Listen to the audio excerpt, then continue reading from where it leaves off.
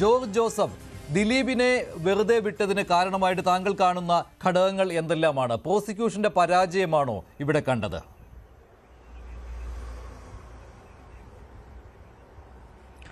അല്ല, പ്രോസിക്യൂഷൻ്റെ പരാജയമല്ല. പ്രോസിക്യൂഷന് 120B ഗൂഢാലോചന കൃത്യമായിട്ട് അന്വേഷിച്ച് അതിനുള്ള എവിഡൻസ് കുറ്റചാർജിൽ കൊടുത്തിട്ടുണ്ട്. ഇതിൻ്റെ ഫസ്റ്റ് പാർട്ട്, ആ കുറ്റം ചെയ്ത ആ ഫീൽഡിലുണ്ടായിരുന്ന 6 പ്രതികളെ കോടതി ശിക്ഷിച്ചു. അതേസമയത്ത് ഗൂഢാലോചന തെളിഞ്ഞില്ല എന്നാണ്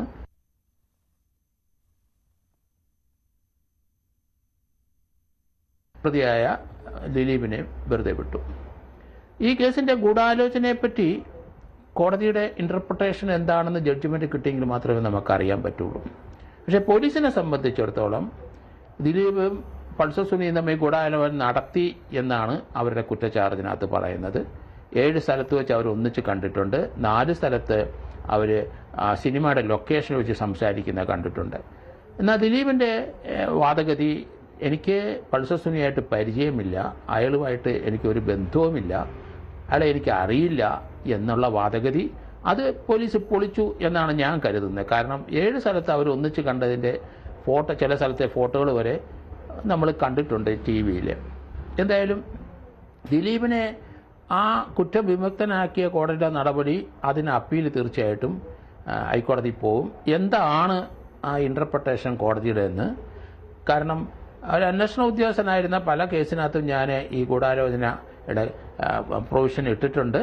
അത് ഗൂഢാലോചനയ്ക്ക് നമ്മൾ 100% മറ്റ് കേസ് ഒരാളെ കുത്തിക്കൊല്ലുന്ന കാണുന്ന പോലെ ഗൂഢാലോചനയുടെ ആ കാര്യങ്ങൾ കൃത്യമായിട്ട് കോടതിയിലോ അല്ലെങ്കിൽ ഒരാൾക്ക് അത് മനസ്സിലാക്കാൻ കഴിയില്ല.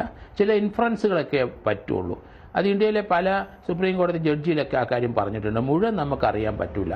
ഗൂഢാലോചന ഇപ്പം 2 പേരും, ദിലീപും മറ്റേ ആളും സംസാരിക്കുന്നത് അവരുടെ ആ സിനിമാ ഫീൽഡിലുള്ള ടെക്നീഷ്യന്മാർ 1-2 പേര് കണ്ടിട്ടുണ്ട്. അവർ ആ വിധം പോലീസ് പറഞ്ഞു. എന്താണ് അവർ കൺവേ ചെയ്തത് എന്ന് കൃത്യമായിട്ട് അവർക്ക് പറയാൻ പറ്റില്ല. മാത്രമല്ല ദിലീപിന് നടിയുമായിട്ട് വൈരാഗ്യമുണ്ട് എന്നത് മോട്ടീവായിട്ട് പോലീസ് കണ്ടെത്തുകയായിരുന്നുവല്ലോ. പക്ഷേ അത് തെളിയിക്കുവാനായിട്ട് സ്വാഭാവികമായിട്ടും കഴിഞ്ഞിട്ടില്ല. അതുകൊണ്ടാണല്ലോ ദിലീപ് ഗൂഢാലോചനയിൽ പങ്കാളിയല്ല. ആദ്യ 6 പേർ ചേർന്നുള്ള ഗൂഢാലോചനയും അങ്ങനെ ആ കൃത്യം നിർവഹിക്കുകയുമായിരുന്നു ഉണ്ടായതെന്ന്. പക്ഷേ ദിലീപ് ഇപ്പോൾ പുറത്തു വന്നപ്പോൾ പറയുന്ന കാര്യമുണ്ടല്ലോ, ഗൂഢാലോചന നടന്നത് തനിക്കെതിരെ ആണെന്ന്. അപ്പോൾ ദിലീപിന്റെ അടുത്ത ലക്ഷ്യം എന്താണ്? ഇപ്പോൾ മഞ്ജു വാര്യരുടെ പേര് പോലും പറഞ്ഞുകൊണ്ടാണ് ദിലീപ് ഇങ്ങനെ ഒരു പ്രതികരണം നടത്തിയിരിക്കുന്നത്.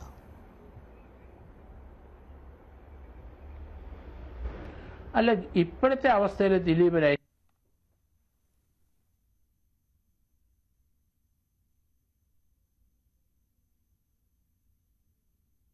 സാങ്കേതികമായ പ്രശ്നങ്ങളുണ്ട്. ശ്രീ ജോസ് തോമസ്, സിനിമാ സംഘടനകൾക്ക് ഇത് ആഹ്ലാദത്തിന്റെ നിമിഷമാണല്ലോ. ഉടൻ തന്നെ ദിലീപിനെ തിരികെ എടുക്കാൻ പോവുകയാണ് അദ്ദേഹത്തെ പുറത്താക്കിയിരുന്ന സംഘടനകൾ. അന്നും അത് സന്തോഷത്തോടു കൂടി പുറത്താക്കിയ കാര്യമല്ല.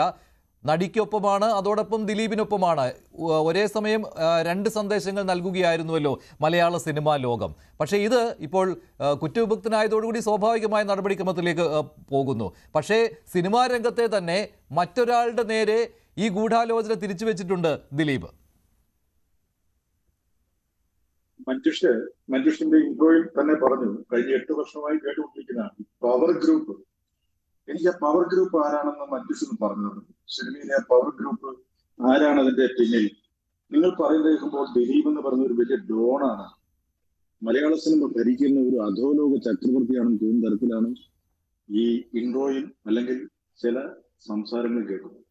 ഇന്നലെ ഞാൻ ന്യൂസ് 8 വന്നപ്പോൾ ഈ ജോർജ് ജോസഫ് സാർ ഉണ്ടായിരുന്നു. അദ്ദേഹം പറഞ്ഞു 20 വർഷം മിനിമം ദിലീപിന് ശിക്ഷ കിട്ടും. എനിക്ക് ഉറപ്പാണ്. അദ്ദേഹം അടച്ചിട്ട കോടതി മുറിയിലാണെങ്കിലും വാദം നടന്നതെങ്കിലും അദ്ദേഹത്തിന് ചില അകത്ത് നിന്ന് കിട്ടിയ ചില വിവരങ്ങളാണ് ദിലീപിനെതിരെ ശക്തമായ തെളിവുണ്ടെന്നൊക്കെ പറഞ്ഞപ്പോൾ ഞാനും വിചാരിച്ചു അദ്ദേഹത്തിന് കൃത്യമായ അറിവ് കിട്ടിയതല്ലേ.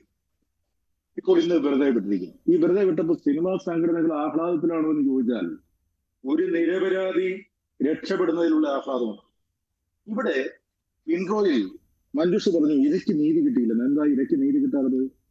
ഇരയ്ക്ക് 6 പ്രതികളെ ശിക്ഷിച്ചപ്പോ, ക്രിമിനൽസുകളെ ശിക്ഷിച്ചപ്പോ എന്ന് പറഞ്ഞ പോലെ മറ്റൊരു ഇരയായി മാറിയ ദിലീപിന് കിട്ടിയില്ല. ന്യായം കിട്ടി, നീതി കിട്ടി. അതാണ് ഞാൻ മനസ്സിലാക്കുന്നത്.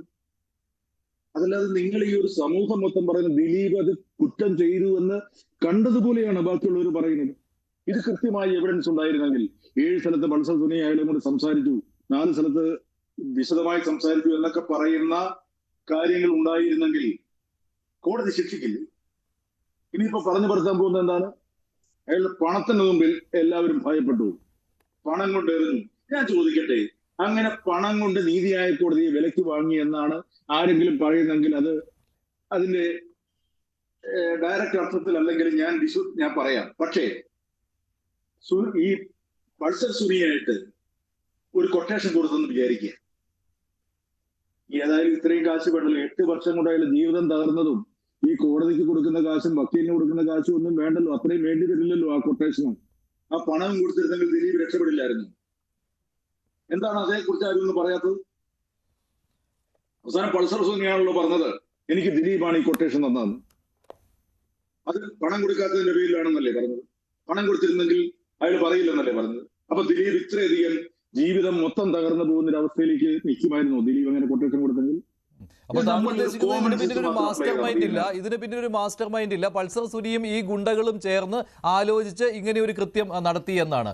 പിന്നെ പൾസർ സുനിക്ക് അങ്ങനെ ഈ തൻ്റെ കൂട്ടാളികളുമായി ചേർന്ന് ഇങ്ങനെ ഒരു കൃത്യം നടത്തണമെന്ന് ഒരു സുപ്രഭാതത്തിൽ ബോധമുദിക്കുകയും ഇങ്ങനെ ചെയ്തു എന്ന് കരുതുക എന്ന് പൊതുസമൂഹത്തിന് അത് അംഗീകരിക്കാൻ പറ്റുകയില്ല അങ്ങനെയാണെന്ന്. കാരണം തെളിവുകൾ ആദ്യം കളക്ട് ചെയ്യുവാൻ അന്വേഷണ സംഘത്തിന് കഴിഞ്ഞിരുന്നു. താങ്കൾ പറയുന്നു വെച്ച് നോക്കുകയാണെങ്കിൽ ദിലീപിനെ പെടുത്തുകയായിരുന്നു എന്നുള്ളതാണല്ലോ, അതാണല്ലോ ഇന്ന് സിനിമാ ലോകത്തുള്ളവർ പറയുന്ന കാര്യങ്ങൾ, ദിലീപിനെ പെടുത്തുകയായിരുന്നുവെന്ന്. അങ്ങനെയൊക്കെ ഇപ്പോൾ സംസ്ഥാന പോലീസ് ഒരു സെലിബ്രിറ്റിയായ ഒരു താരത്തെ പെടുത്തുവാനായിട്ട് ശ്രമിച്ചു എന്നൊക്കെ പറയുമ്പോൾ അത് തീരാക്കളങ്കമുണ്ടാക്കുന്ന ഒന്നാണ് എന്നുള്ള ബോധ്യത്തിൽ അങ്ങനെ ചെയ്തു എന്നൊക്കെ വിശ്വസിക്കുവാൻ പ്രയാസമാണ്. ജോസ് തോമസ്, ശ്രീമതി ആശ ഉണ്ണിത്താൻ, ഇത് ദിലീപിനെ പെടുത്തുന്ന ഒരു കേസായി മാറുകയായിരുന്നു. അതിൽ നിന്ന് സമർത്ഥമായിട്ട് അദ്ദേഹത്തിന് രക്ഷപ്പെടുവാനും സാധിച്ചു. അതിന് കാരണം പ്രോസിക്യൂഷൻ തെളിവുകൾ നിരത്താൻ സാധിക്കാത്തതാണ്. താങ്കൾ അങ്ങനെ കരുതുന്നുണ്ടോ?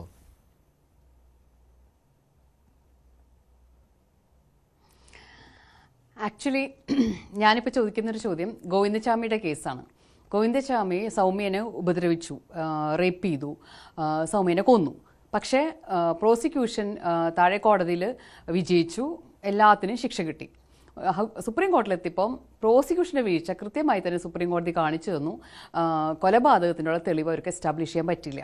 പക്ഷേ സൗമ്യ മരിക്കാതിരുന്നോ? സൗമ്യ മരിച്ചു. അപ്പോൾ കൊന്നിട്ടില്ലേ? അല്ലാണ്ട് സൗമ്യ പോയി ആത്മഹത്യ ചെയ്തതല്ലല്ലോ. മറ്റൊരു കാരണവും മരണകാരണമായിട്ട് അവർക്ക് പറയാനും പറ്റിയിട്ടില്ല. അപ്പം ഗോവിന്ദചാമി കൊന്നിട്ടില്ല എന്ന് കോടതി പറഞ്ഞില്ല, കൊലപാതകം തെളിയിക്കാൻ പറ്റില്ല എന്നാണ് പറഞ്ഞത്. പക്ഷേ റേപ്പ് കൃത്യമായി തെളിയിക്കാൻ പറ്റി. നോക്കൂ, റേപ്പ് തെളിയിക്കാൻ പറ്റും. അതിൽ ബേർഡൻ ഓഫ് പ്രൂഫ് എന്ന് പറഞ്ഞ സംഗതി കൃത്യമായി തന്നെ അക്യൂസ്ഡിൻ്റെ മേലെയാണ്. അത് നമ്മുടെ